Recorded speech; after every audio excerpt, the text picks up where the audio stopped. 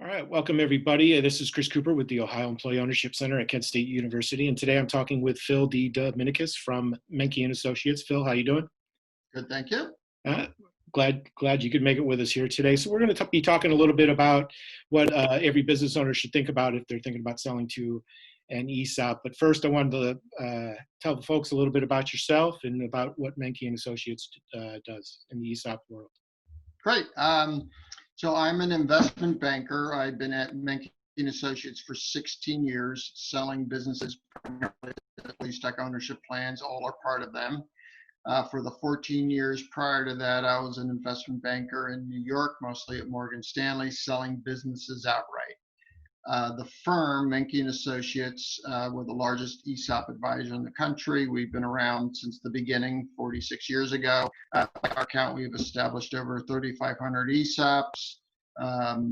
We're a nationwide firm doing deals in all states. And we're a group of investment bankers, ERISA lawyers, and ESOP record keepers or third-party administrators all under the same roof, which distinguishes us a little bit from others. And we're also 70% ESOP owned. So we practice what we preach. I'm a participant in my ESOP. Great. It's always nice to have guests who practice what they preach, right? Have to live it. They work it and they live it as well. Yes. So we're talking. This session is going to be for business owners who are taking a look at options that they might have as they're looking to exit out of their business. And so if you're a business owner and you're looking at the big picture stuff, so I've got options. I can sell to an outside buyer. Maybe I can sell internally to an ESOP. What are you seeing out there in terms of kind of the differences in which option is working best in today's rather turbulent times that we're looking at? Turbulent times, right? Yeah, very different. And so what are you kind of seeing out there?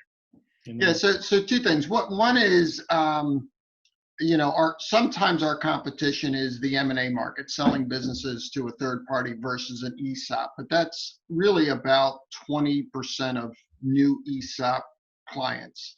The other 75, 80%, they're simply not for sale today, may never be for sale. Either they don't want to be, or we're not doing large transactions. We're selling small amounts of shares, we're pre-funding, but the owner or owners are simply not ready to sell or don't want to. So the 100% sales are out there, but they're always a minority of the transactions. But when someone is looking to liquidate the entire value of the business, then we are in direct competition with I call it the M&A market, mergers and acquisitions. And then, so the question is which way to go? I've always known, because I've been selling businesses for 30 plus years, it's really hard to sell businesses, and there's not always a buyer out there, or certainly not at a price. And the SBA finally came out with a survey 2 years ago that said 80% of privately held businesses that hire someone to be sold are not. Right. 4 in 5 fail. And there's clearly a misconception out there by business owners that, hey, magically, when I'm ready to go, I just sell it, because they've had so much inquiry over the years. And it's a really hard thing to do. And there's ways to minimize that risk. So sometimes we get failed sales, come and do an ESOP, and other times the ESOP wins.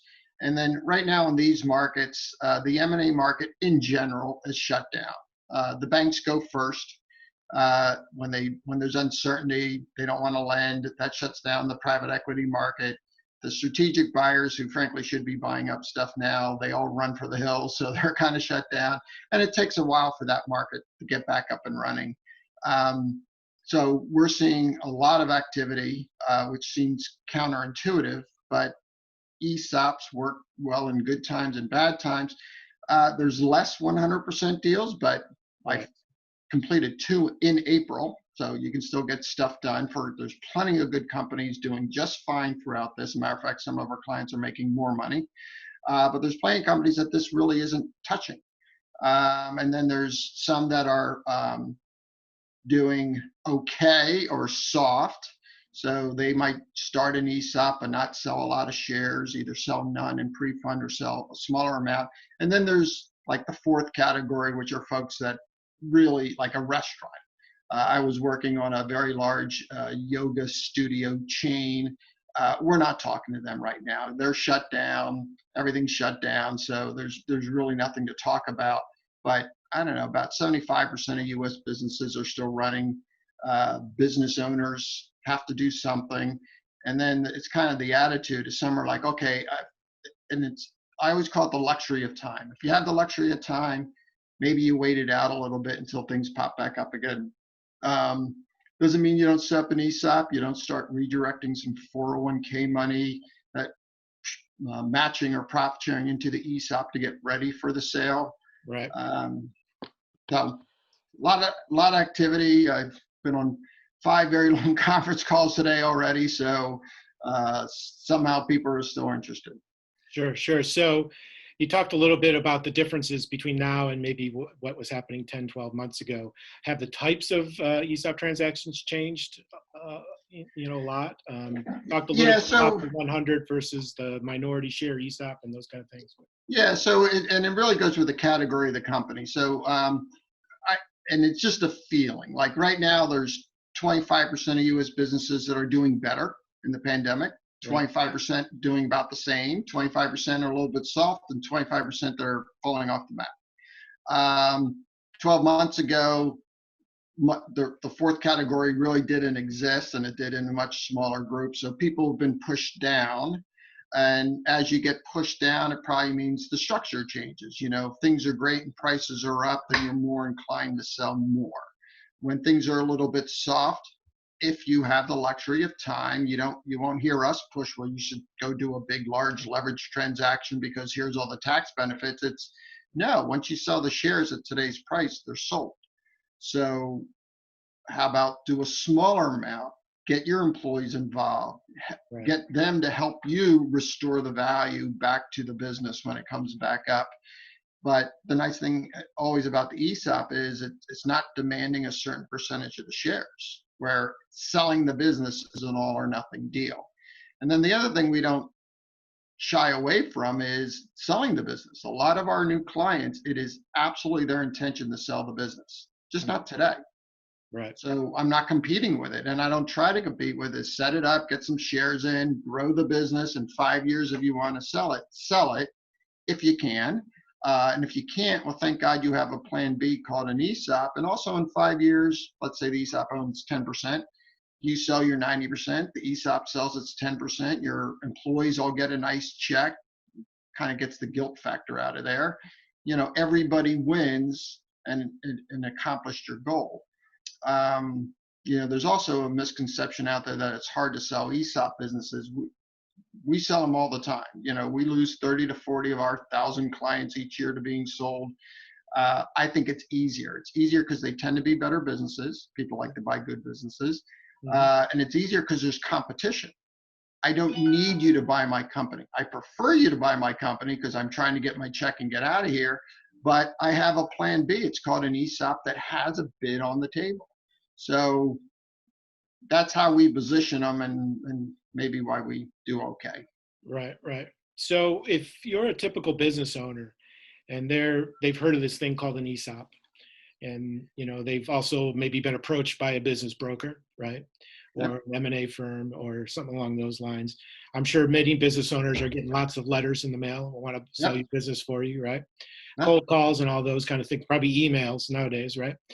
What would you say to them? What should they be thinking about as they're kind of weighing their options, looking at the big picture, and deciding whether to choose an ESOP over a different kind of deal?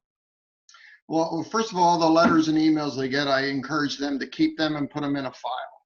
Because the one day that you want to actually do something, you have this file of people that reached out to you.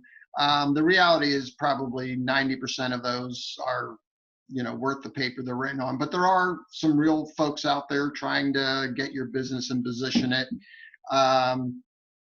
And then the ESOP, which is, I feel our job or my job as an investment banker isn't to sell you an ESOP. It's to listen to who you are and what you're trying to do and then give you good advice. And a lot of times when I listen to someone, I'm like, well, and I used to pick on the 100-year-olds, but now I have 200-year-old clients. So I pick on the 150-year-olds.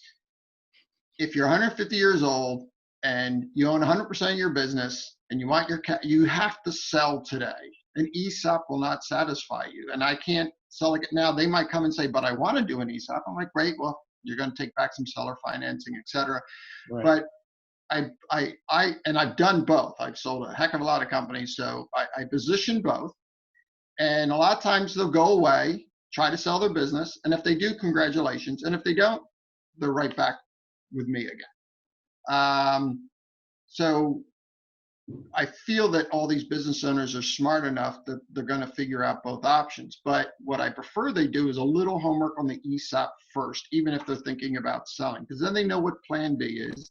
Maybe go get an ESOP appraisal first. Now they really know what plan B is. Right. Like, here's the structure and here's the number, and use that to help sell to somebody else. It's a much shorter and cleaner process if you know you have another option.